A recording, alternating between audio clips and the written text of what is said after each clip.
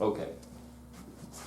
All right, so in the course of talking about time mastery, we're really going to touch on two primary topics: 10 principles of time blocking, and then how to handle the three biggest time wasters.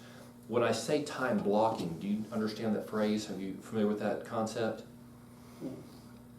Yes. It's based upon the idea that for key priorities in your business, you can't just leave it to chance that you're going to have time to get to them.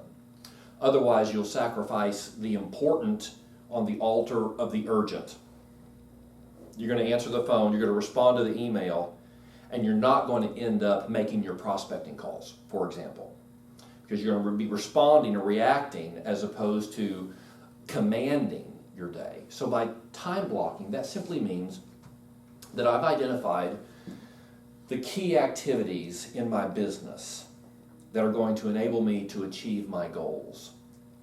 And then I block out time on my calendar for those specific activities. Within that block, I allow nothing to interfere. Unless, there's one caveat. Unless there is a more dollar productive opportunity that presents itself.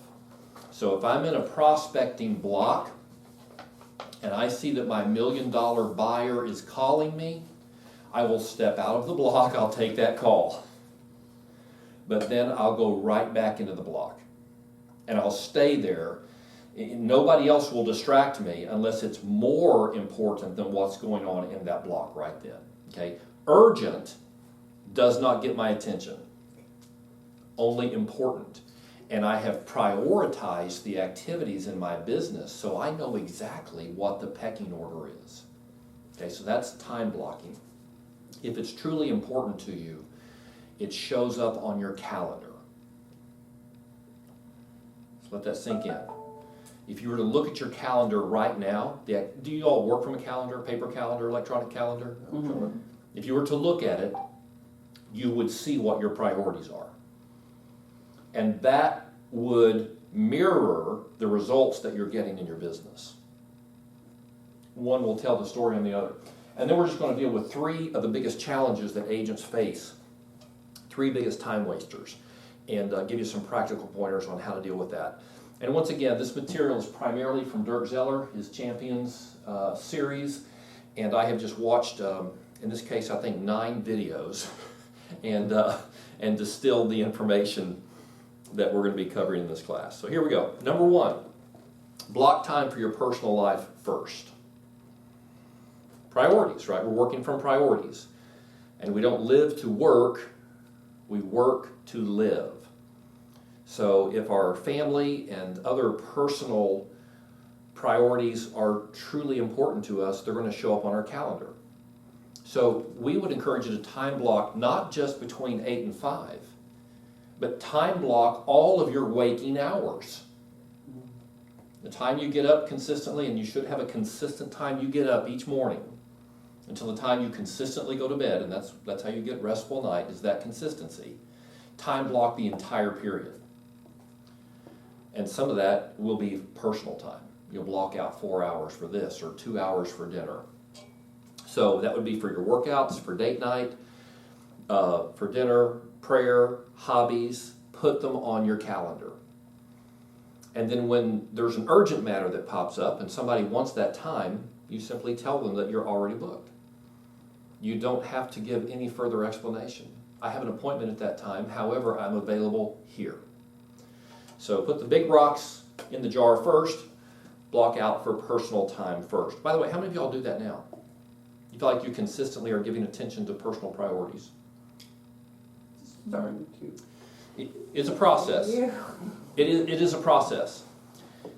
And for me, I've made progress in the last 9 months on, well, a year ago, my wife and I put date night back on the calendar, and we have been 90% of successful in maintaining that. And then working out, again, 90% because I do it first thing in the morning. You know, get up before there are any other urgent matters. And I'll tell you how I've helped to justify it to myself, 45 minutes on the treadmill, and I walk to the fitness center, it's in our neighborhood, I take my computer with me and I put it up on the top of the treadmill and I use that time productively. So for the last 2 weeks I've been taking CE courses because my license renews this summer. I'm doing everything online and I'm doing 100% of it while I'm on the treadmill.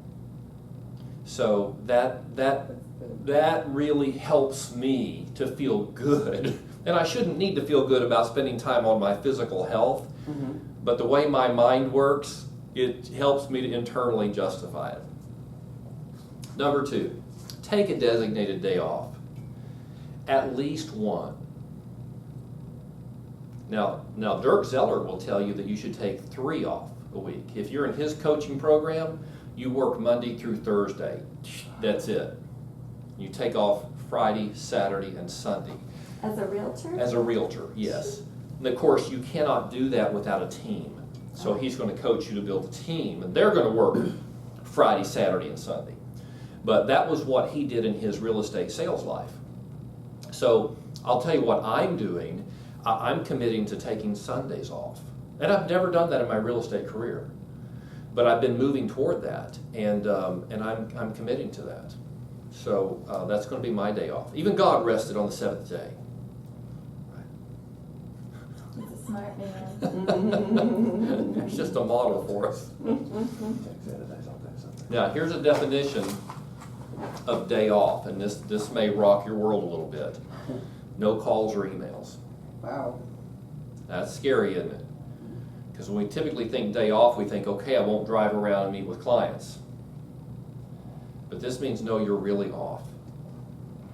Mentally, you're off. You're not, the little addiction, doesn't have you. And I'll tell you, this is a new commitment I've made to the Sunday off. I'm a little scared about that. I don't know how that's going to work.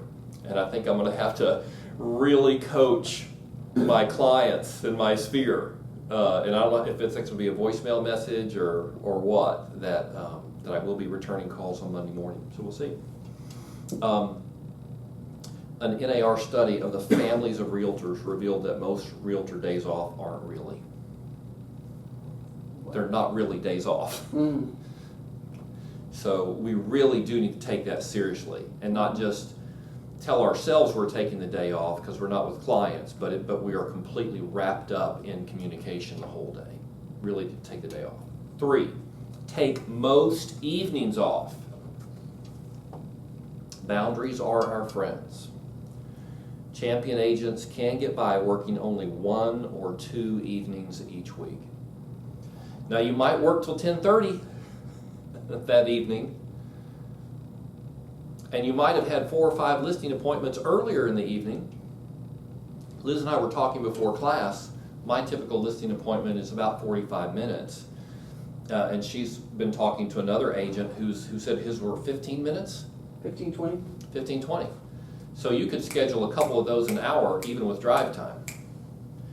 Dirk Zeller would schedule them at 3:15, 4:15, 5:15, and 6:15. And so he was clearly doing 30, 45-minute presentations and 15 minutes between. So if you work intentionally like that, it is possible. 4, block time for professional development.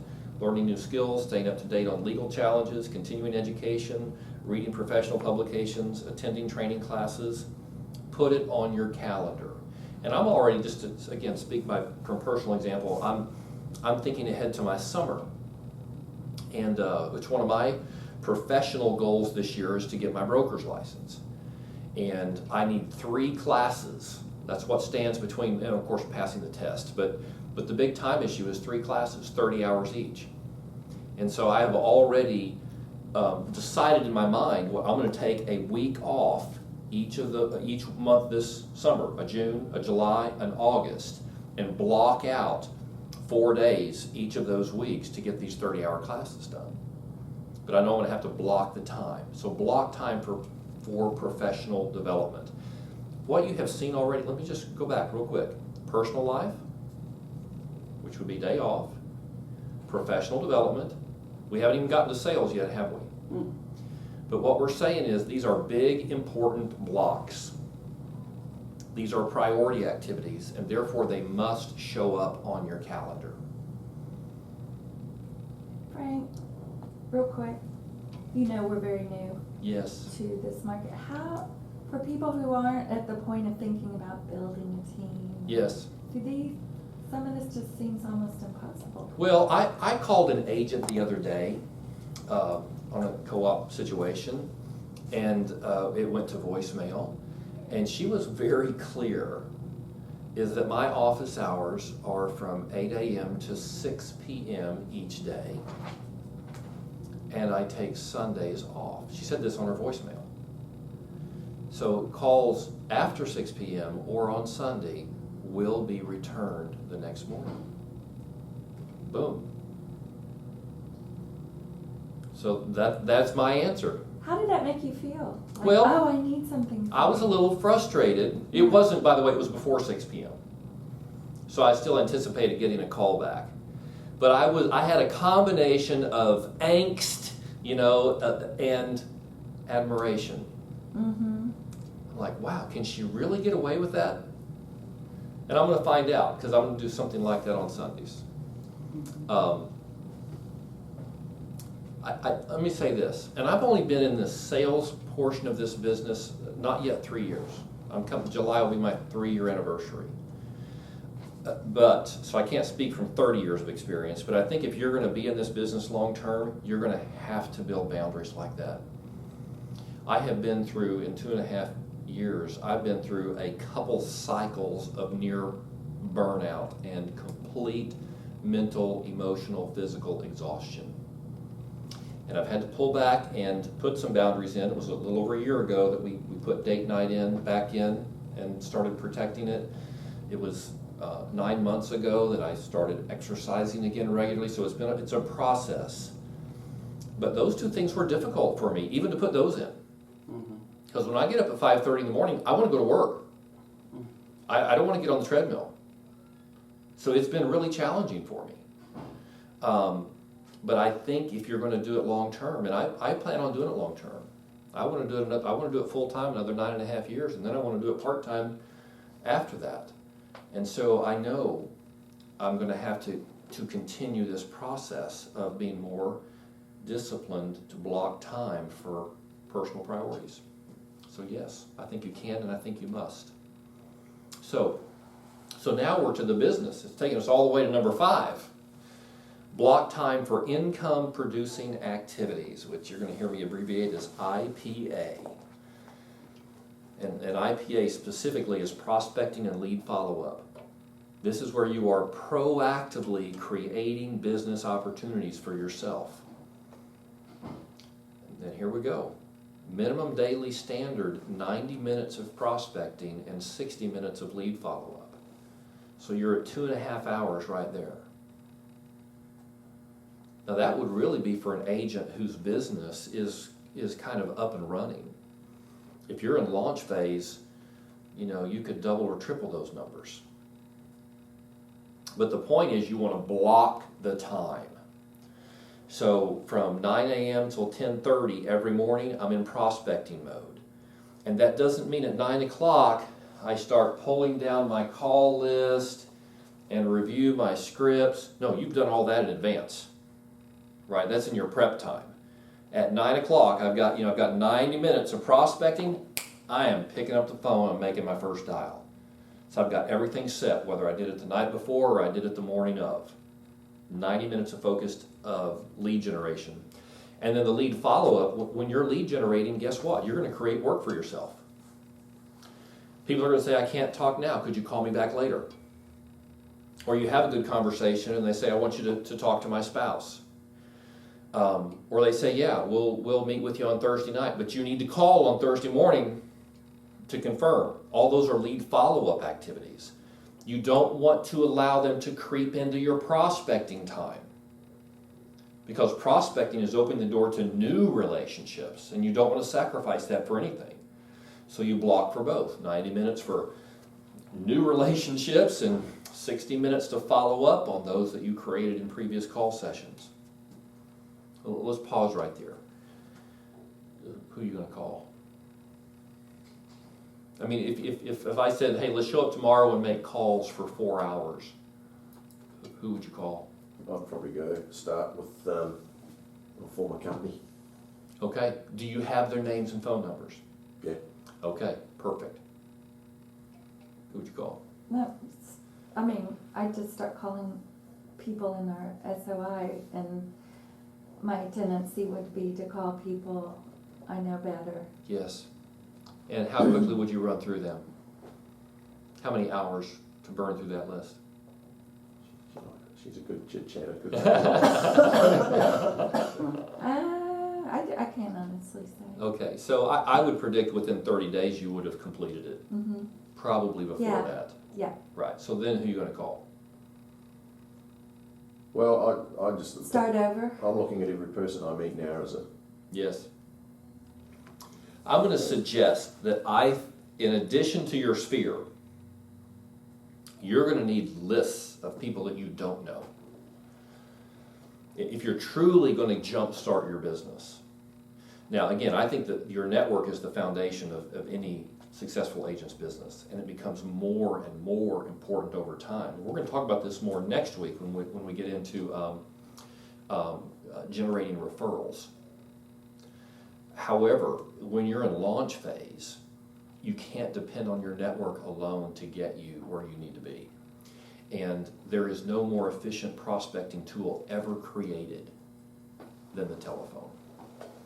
So, for example, again, Liz and I had a business planning session this morning. I would get a subscription like to Land Voice or the Red X, where you can get pre-foreclosure properties, FSBOs, expireds, or in our office we have an office level subscription to colerealtyresource.com, which will give you the names and addresses of everybody who lives in a designated geographic area. You can pull up your neighborhood, you can pull up a zip code, you can pull up a radius around a specific address, and in about 35 to 40% of the time we have phone numbers for them. So you could pull up 1,000 homes and get 350 to 400 names and phone numbers to call out of that list. That's unlimited. We have that subscription for the entire Houston metro area. Now, how is that different than the one you mentioned that Alamo Title has? Alamo Title can give you mailing lists, Okay. not call lists. Okay. They don't have the phone numbers. Gotcha. But Cole can give you that. What Alamo can do that Cole can't is that they can give you demographically targeted lists. Cole will give you a geographic area. Alamo Title, if they have access to REI Source, and I suspect they do, you can tell them, I want people who have parakeets and speak Portuguese and drive a Porsche. And they can give you that list. And they make $100,000 a year, and they've got 5 kids, and 2 of them are in Ivy League schools. I mean, it is so incredibly detailed. So you can really focus on the kind of people that you think will respond best to your message.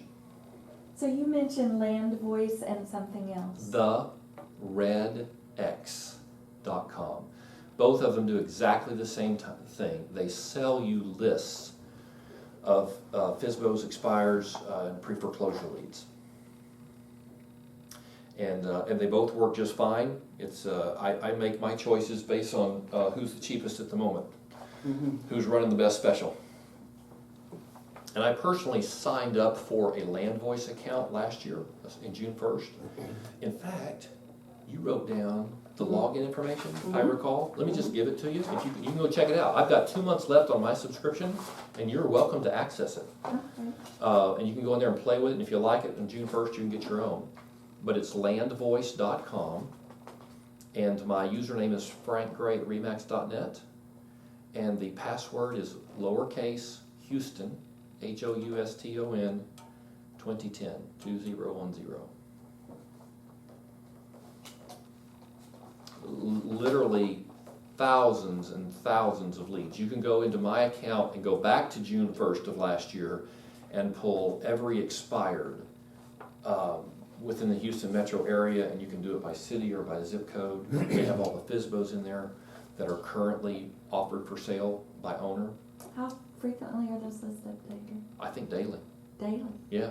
Okay. Yep, sure enough. Very important. You want to block time to coincide with your energy peak. For most people, that's in the morning. Now, I'll tell you, I also get a peak about 3:30 in the afternoon. Maybe that's a crash time for some people, but I know that because around 3:30 most afternoons, I'm like, man, I want to run or I want to hit somebody. I want to, I don't know what it is, but I just get this physical surge about 3:30 every afternoon. Huh. But I'm also that way in the mornings. I'm gonna stay away from you about that. Keep going from frankgray this time. I want to put on the football pads, and crash into people again. I don't know what it is about that time, but I just like, wow, let's do something. Here's an objection that a lot of agents have internally. But aren't more people available in the evening? If I'm going to be making calls, aren't I going to get more in the evening? And the answer is yes. The challenge is most agents will not call in the evening. So you might say, well, I'm not going to call in the morning because they're not available. I'm going to call between 5:30 and 8 p.m. That's when people are home, right? But at 5:30, what's going on in your life? Kids. Yeah. Kids, dinner, Kids, homework. dinner, CSI. It's just, if you can do it, fantastic. But don't say you're going to do it and sacrifice your prospecting time block and then not do it. So I'm always shocked when I make my morning calls how many people I actually get. And I shared this example again with Liz this morning. Sorry to keep going back to that conversation. Okay. But I taught a class last week in Kingwood on telephone prospecting skills and made 4 dials live in class. And this class started at 10 o'clock, so I was probably making these dials around 11 o'clock. The first 2 went to voicemail, no big surprise. The third one, I got a live person who wasn't happy I called, and he hung up on me. The fourth one answered the phone, and I set an appointment with her. So I had a 50% answer rate calling in the morning and a 25% set rate. So there's opportunity there, okay? All right, number 6. Block your listing appointment times. Now again, this is coming from Dirk Zeller, but I agree with this. Listing conversations should be no more than 45 minutes long. I do not believe in dog and pony shows. And I'm not opposed to people going in with an iPad slideshow or even an old-fashioned 3-ring binder and flip through. I personally have just never found it necessary. I walk in with my personal brochure, which is 11 by 17, folded in half. I've got a CMA inside. I have a couple samples of my marketing materials to show them, my print materials. And then if I'm going to have them sign contracts that night on paper, I'll have the contracts in there. And that's it. Anything that I need to share with them is contained in that small package of information. So we can get in and out in less than 45 minutes. And I've heard coaches say you should be there 2 or 3 hours, just wear them out and they're bound to list with you. Well, I have had no difficulty getting people to list with me in 45 minutes or less. And by doing it that efficiently, you can book more appointments. It allows you to book them on the hour, like Dirk Zeller did, 3:15, 4:15, 5:15, Monday through Thursday, and then on Tuesdays, which was a work night for him, 6:15, 17, and 8:15. So he could actually get in 6 listing appointments on Tuesdays. But wouldn't that be awesome? Mm. And if he didn't have Tuesday evening appointments, he would use the time for IPA. What's IPA? Important prospecting. Income producing. It's my Income favorite producing beer. activity. It is? It's a beer? It's my favorite beer, Really? an IPA. I Yes, didn't hear it. Is it And then do you pile out Indian Pale Ale. Indian? I was thinking it's Kiwi or something. India. the Indian? Yeah, that's what, India Pale Ale. That's what they call it? India. Mhm. All right. It's one of the most popular. Well, now you have 2 positive associations Yes. for IPA. Oh, that's what it stands for, India Pale Ale, Uh-huh. IPA. Yeah. Okay, now it all makes sense. I'm a little slow, but I catch it. Okay, block your listing appointment times. And that's so that when you are calling, you can direct that appointment time into a time block reserved for that, That's good. and away from your personal time blocks and your prospecting time blocks and your lead follow-up time blocks. Again, you are the master's time master. You're the master of your time, and you're letting them know when you are available. Scarcity creates a perception of value. You're not available 24/7, but you are available at 3:15 on Tuesday or at 7:15 if that's more convenient. Well, there we go. Allows you to take control of your schedule. Under this plan, you're not asking the client when they are available to meet. You're giving them options based upon your availability. By the way, who else schedules like that? Doctors and attorneys. Exactly, right. Why? Why do they do that, and why do we accept that they do that? Because we perceive that their time is valuable, correct? Yes. They're a doctor. That's good. They're an attorney. We have the opportunity to position ourselves in the eyes of our clients in the same way. If we're just available 24/7, then clearly there's not a lot of demand on our time. But if we can say, I have reserved time to meet with sellers at this time or at this time, which would be more convenient for you, we are separating ourselves from the pack even in that dialogue. So would it be smart, say we're new, we're not going to have a ton of listing appointments 5 days a week or whatever, even if say we have none for that week, and Block it. one comes up, we should block it, but say, even though you've got nothing in that block, Yes. say, I've got these 2 times available on, Yes. right, to make yourself, I would operate right now like you are at full capacity, right. and then just fill the bucket. Yes, I sure would. I would build those habits now. Number 7, schedule time to return phone calls. Again, a phone call is an urgent. It's ringing, right? It's demanding our attention. And so the tendency is to grab it, but sacrificing at that cost the important priority of prospecting, lead follow-up, personal time. So allow yourself 2 blocks each day to return phone calls. And you can do this even in your voicemail message. I've heard many, many people do this. Hi, this is Frank with RE/MAX. Thank you so much for calling. I will be returning calls today between 11 a.m. and noon, and then again between 4 and 5 p.m. Please leave a message, and I will call you at the next opportunity. Boom. It takes the stress off the person leaving the message because they know that you are going to return the phone call, and they know when. It's going to be sometime today. Okay.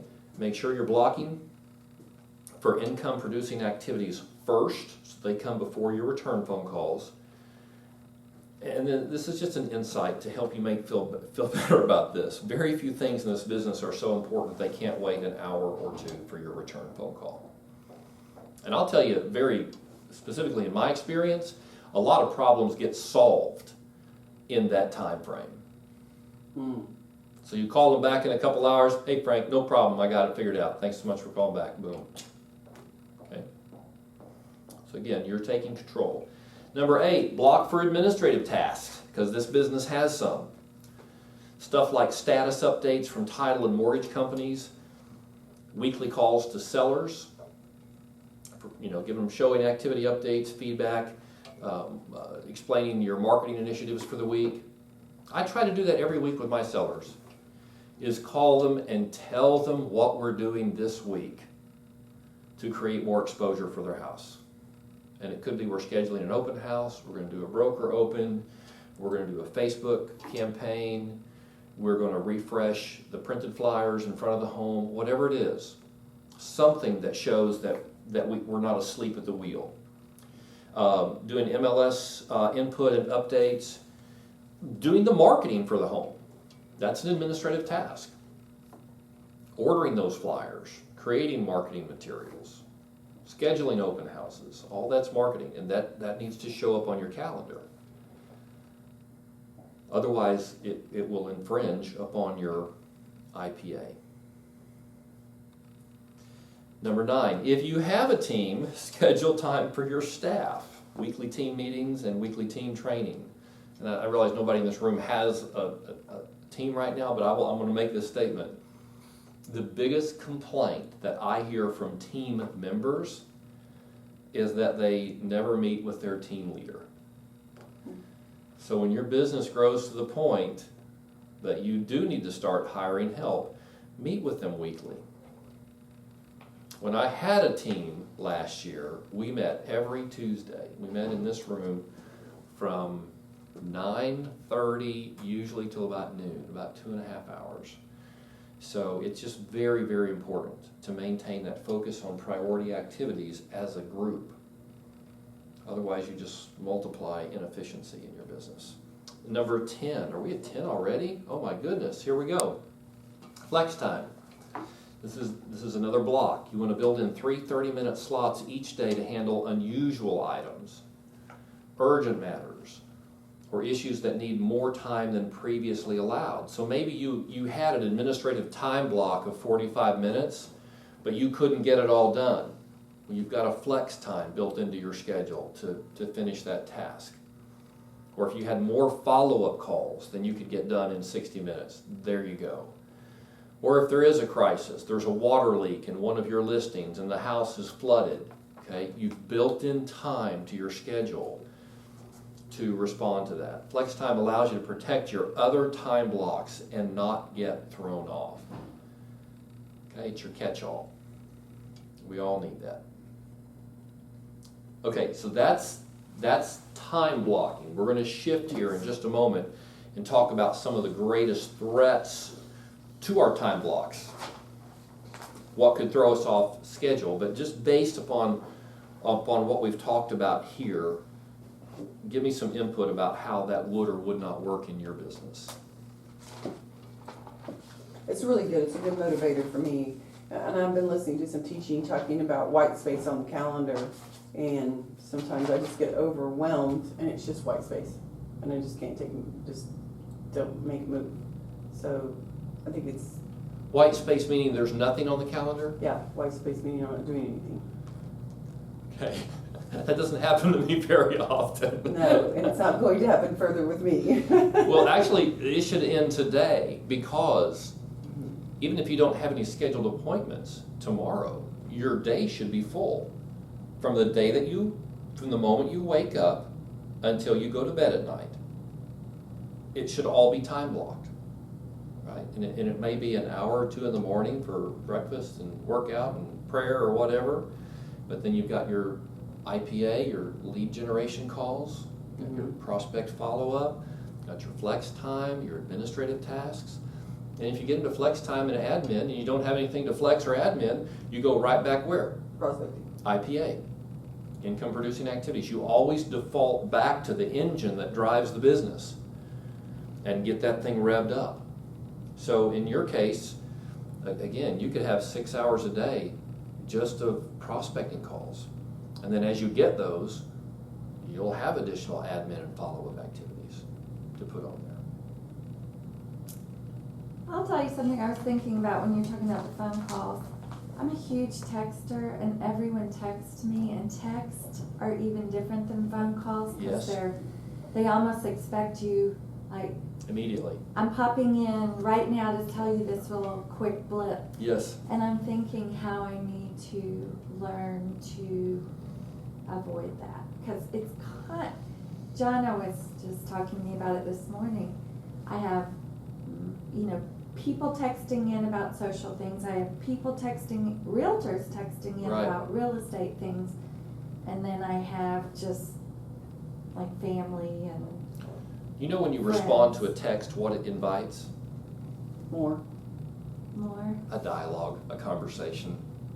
They go on and on and on. My family puts me on these group chats, and my phone will go bing, bing, bing, bing, bing, bing, bing, bing, and I look over and I'm like, okay.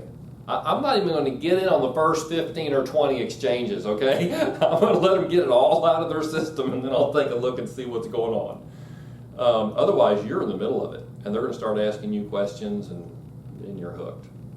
So I would just treat them like phone calls, and Okay. Well, in fact, we're going to talk about how you deal with that cell phone here in a minute. But I get that. Those group of 5 girls, they do that all the time. So nutty. yeah. Yeah. Okay, so let's deal with those landmines, the biggest threats that are going to explode our day, even when we're time blocking. So the first one is just the constant stream of interruptions. And that is primarily because of our cell phones, both calls and text messages. Okay? Dirk Zeller says we are the most interrupted profession because we grant the most access. We tell people we're available. We invite we invite an expectation on the part of our clients that we're going to be immediately responsive. We set ourselves up for that. So here's a way to change it, get control. And this is pretty radical, this first one. I've not gone this far. But Dirk Zeller said he reserves his cell phone for IPA calls, income producing activity calls, and close family.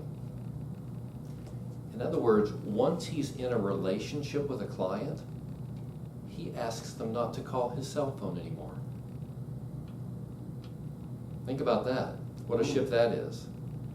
On my business card, I have my cell phone and my office phone.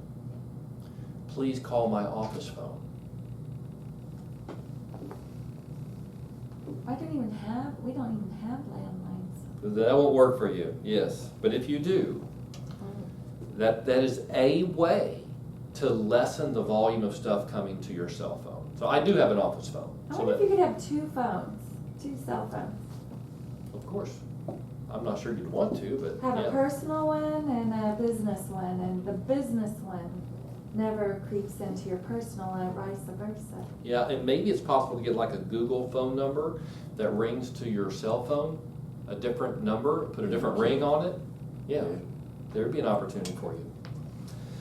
2, turn off your cell phone for most of the day and work from voicemail messages. And you can do that in your lead follow-up time or in your flex time or in your time reserved for callbacks. Identify a short list of people whose calls you answer. Okay? When my wife calls, I usually answer, even if I'm in an appointment. And I'll say, my wife rarely calls me. And this is probably important. Do you mind if I check it? And nobody minds. If it's your wife, they don't mind. Okay? But I would think through that list. And for me, it's really a list of 1. Unless it's my daughter during the day when she's at school. Because that usually means she's sick and needs to go home and can't reach her mom. That's what that means. So I have that kind of time sensitive. Yeah. It allows you to stay disciplined within your time blocks. But I actually phrased that as stay disciplined within your time blocks. Don't answer that phone. Don't respond to the text message. Don't have Facebook open on your computer when you're in a prospecting or lead follow-up time block. Okay? So manage the interruptions. And you do that by setting expectations with your clients up front. Return phone calls within these time periods. I return all phone calls the same day unless they come in after X in the evening, then I'll return them the next morning so that they're not anxious if you're going to return. They know when to expect your call back. The second biggest landmine is procrastination. And we have a very specific understanding of what that is in our real estate sales business. And here it is. It's postponing difficult or challenging activities, even though they are highly dollar productive. So what is a highly dollar productive activity in our business? Prospecting. Yes. Who wants to prospect? We do. You're one of those strange realtors then.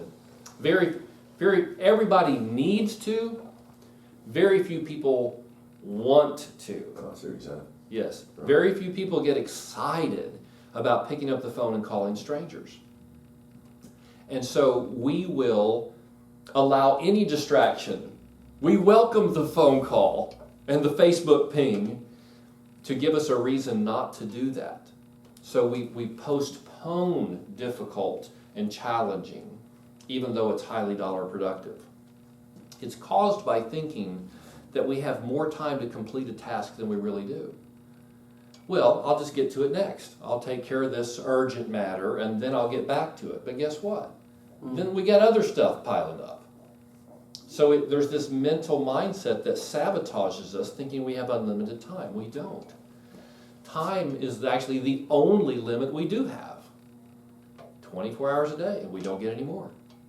Can't buy any more, can't create any more. So we have to treat it as our most precious commodity. Procrastination breeds a sense of complacency. There's no sense of urgency. Oh, I'll get to it. I'll do it tomorrow. And I'll tell you, again, personally, my biggest challenge with procrastination is in my direct mail marketing activities.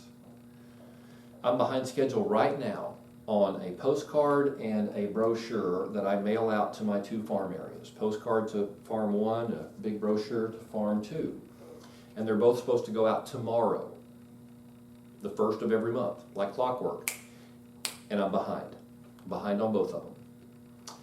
Now, I think I'll get the postcard out tomorrow because I'm scheduled to take the photo of a client tonight and I can get it uploaded to Vistaprint tomorrow. I'll be okay. But my brochure probably needs a couple more hours of work to get it sent to the printer tomorrow. And I don't see a couple hours on my schedule today. Okay? Unless I get into personal time tonight. That violates another value. So anyways, I'm going to be up against it tomorrow. If I get it done tomorrow, I'll be on schedule, but I'm under pressure now because I have procrastinated thinking, what? I'll do it later, there'll be time. I don't have to get it done until the 1st. This is the 25th, it's the 27th, it's the 29th. Okay, so I've been making mental notes to myself this month. I don't want to be in this position next month. And I've thought about I haven't figured out how I'm going to do it, but I've thought about different scenarios. Am I going to block a day a month, maybe the 15th, to get all my marketing materials ready for the 1st? Or do I want to block it in smaller chunks? But that is my biggest time challenge, is my direct mail pieces, getting them ready to go out on the 1st. So the answer to procrastination is prioritization. A champion agent postpones low-value activities to give attention to high-value activities. And that's made possible by having clarity about our goals.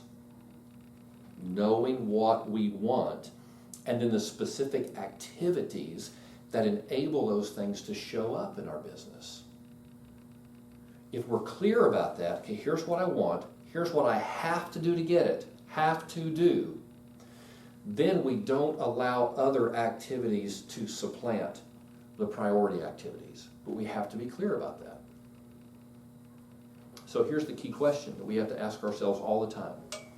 Is what I'm doing right now driving me toward or away from the goals I have for my business?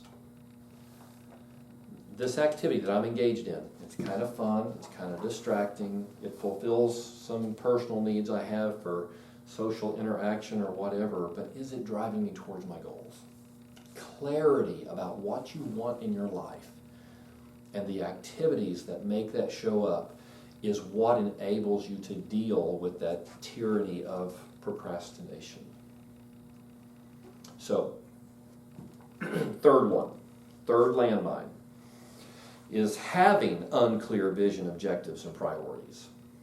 You know, if the way to deal with procrastination is to refocus on your goals, well, you've got to have goals. You have to know what you're focusing on. So let me just identify these very quickly from Dirk's perspective. Vision is what you're trying to accomplish in your life this year. Knowing what your personal priorities are. What kind of life are you attempting to fund? You know, what kind of house do you want to live in? What car do you want to drive? What charities do you want to support? What kind of trips do you want to take? You know, what kind of savings do you want to set aside for future years? Being very clear about that. That's the vision of my life and how it impacts this year. And I always, if I am, now that I'm in this 2.5+ years, I do this for the first of the year and I map it out for the whole year. But for people coming in midstream or just getting refocused midstream, I would start your year with today. You know, from April 1st to April 1st, what do I want to accomplish in this year? Just always think of like 12 months out. The objectives are how many transactions you must close to fund that kind of life, and then you identify the sources of those transactions. And I think you've all done business planning with me. So we come here to the board and put our sources and how many buyers and sellers from each one of those. So the objective would be, I need to get 4 transactions from this particular geo farm. I need to get 8 transactions from my open houses. Those are your objectives. And then your priorities would be the specific steps you take to create transactions within those sources. That's the word I use for strategies. When I'm talking about sources and strategies, those compare to objectives and priorities in Dirk Zeller's world. Okay? So how many transactions I've got to close to fund that kind of life? Where are they going to come from? Sources. And then what are the key activities that are going to make them show up? Those are my strategies. And then we time block, this is how all this fits together, for the activities within each of those strategies. So for me, in the example I just shared, I'm going to have to time block to create my direct mail marketing activities. And I've not done that to date. I've got to figure out where it's going to show up on my calendar, but I've committed to doing that so that I don't have this worry and anxiety hanging over me about meeting my personal deadline. I know by experience my direct mail marketing activities are responsible for generating the lion's share of my business. I can trace it back from when I went to 1 transaction a month to 3 transactions a month overnight as a direct result of direct mail marketing. That's a key activity in my business, right? It needs to be reflected on my calendar. Okay? I'm saying that so that you'll think through your own activities and make sure they're reflected in time blocks on your calendar. Okay, so final thoughts. And I say this to relieve a little bit of stress about time mastery. First of all, you will never get caught up. So don't have that as a goal in your life. It does not happen. The to-do list is never done. It's like any husband, so we're used to it. Yes, yes. And I start every day with a to-do list. I mean, I literally have a written to-do list every day. But what happens over the course of the day? As I cross items off, more items get added on. And so the next day, I start the day with a to-do list. A lot of carryovers from before. Now, some of us who are type A personalities, that can stress us out. We never get caught up. Well, guess what? We never will. We have to be okay with that. Just let that, it's okay. That means I'm highly productive and I have a stream of business, a pipeline of business flowing through my career. It's a moving target. It's not a static target that I can say, I conquered it, I did it, it's done. Nothing else to do. It'll never happen. Never happen. That's good. Okay? Let that sink in. At the end of each day, the question is not whether we got everything done, but rather, did we get the most important things done? Did our priority activities get attention? Because it won't all get done. But did the important things get done? And the primary way we can assure that they did is by time blocking for those activities. How do I know I got my 50 phone calls made? Or how did I get them done? Because I blocked 2 hours to do it in. And I zealously guarded that time. And that's why I have a listing appointment tonight. Because I made those calls this morning. Okay? All right. That's what I wanted to share with you. Awesome. Thoughts? Good. Objections? It's wonderful. Okay. All right. Is this now going to be available online to go back over? It will be. I just kind of polished this up this morning, so I haven't put it on Back Agent yet, but I will here in the next few minutes Okay. under training resources. And it'll just be Time Mastery PowerPoint. So, Okay. I'll save it as a PDF, because this is actually in a Mac program called, I don't know, presentation or something. But I'll put it in a PDF that everybody can access. Tell me again where we find these things. I know. Let me show you. Let me turn this off. Now I have